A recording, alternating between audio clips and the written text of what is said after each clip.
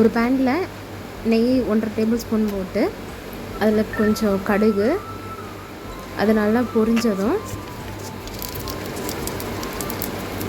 வெங்காயம் அது கூடவே கருவேப்பிலை போட்டு நல்லா வதக்கணும்.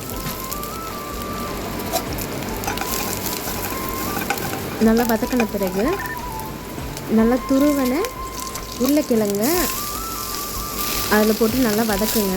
இப்போ உருளைக்கிழங்கை சீவுறப்போ ஒரு பவுலில் தண்ணி வச்சுட்டு நல்லா சீவுங்க. கருப்பாகாது.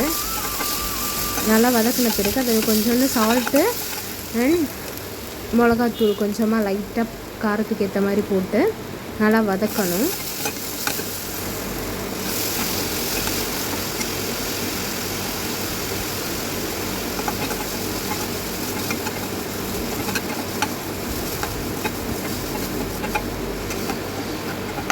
கொஞ்சமாக தண்ணி ஊற்றி நல்லா கிளறி விடுங்க.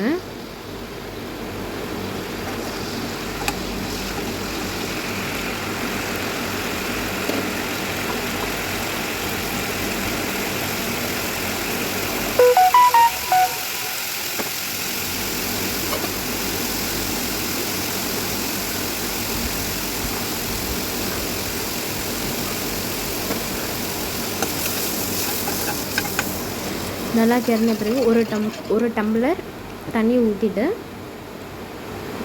தேவையான அளவு உப்பு லைட்டாக சேர்த்துக்கோங்க.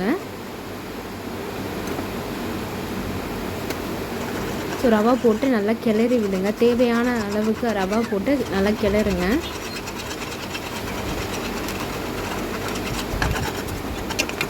கைவிடாமல் கிண்டிகிட்டே இருக்கணும். அப்போ தான் அடி பிடிக்காது.